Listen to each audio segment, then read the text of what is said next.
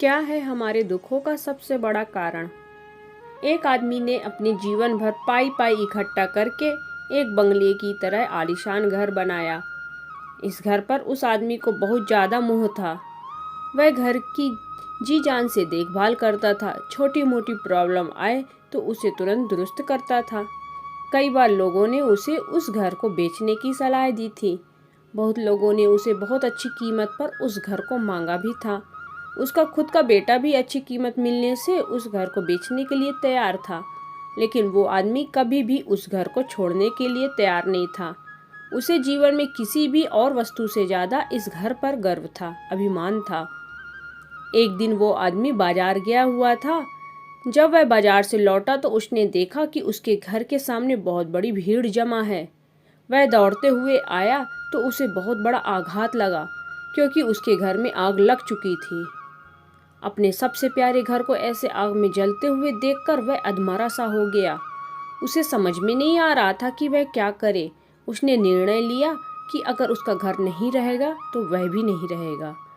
वह भी उसी जलते हुए घर में अपनी जान दे देगा। अपने दुख में जब वो आदमी जलते हुए घर में जाकर अपनी जान देने गया, तब वहाँ तमाशा देख रहे लोगों में से एक ने उसे रोक लिया और उसे कहा कि क्यों बेवजह अपनी जान देना चाहते हो, क्योंकि अब वह घर तुम्हारा नहीं है।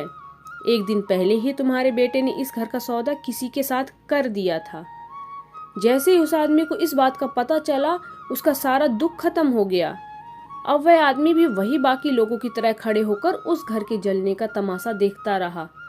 जब वहां पर उस आदमी का बेटा आया तो वह आदमी अपने बेटे के पास जाकर उसे कहने लगा, जरूर मैंने पिछले जन्म में कई पुण्य किए होंगे, इसलिए मुझे तुम्हारे जैसा बेटा मिला। अगर तुमने इस घर को सही समय पर बेच ना दिया होता तो आज मेरी जान चली जाती। तुमने इस घर को सही समय पर बेचकर मेरी जान बचा ली बेटा। बाप की बातें सुनकर बेटे का मुंह उतर गया। उसने बड़े दुख के साथ कहा कि पापा, मैं इस घर का सौदा करने के लिए जरूर गया था, लेकिन अभी इस घर का सौदा पक्का नहीं हुआ था। यह सुनते ही आदमी का दिल फिर से बैठ गया। वह अपना सर और छाती पीट पीट कर रोने लगा और कहने लगा कि मैं बर्बाद हो गया। पहले किसी और का घर जल गया यह जानकर जो उसे खुशी हुई थी, वह अब उसका घर है यह जानकर दुख में बदल गई। दोस्तों, इस कहानी से हमें बहुत अच्छी तरह से समझ सकते हैं कि दुख का कारण किसी भी चीज़ को अपना मानना होता है। जब कोई चीज़ अपनी है और हमें छोड़कर जाती है तो बहुत दुख होता है, लेकिन अगर वह चीज़ किसी और की है और उसके साथ कुछ भी हो जाए तो हमें दुख नहीं होता। दोस्तों, कहानी पसंद आए तो लाइक शेयर जरूर करें। चैनल को सब्सक्राइब करना ना भूलें। धन्यवाद।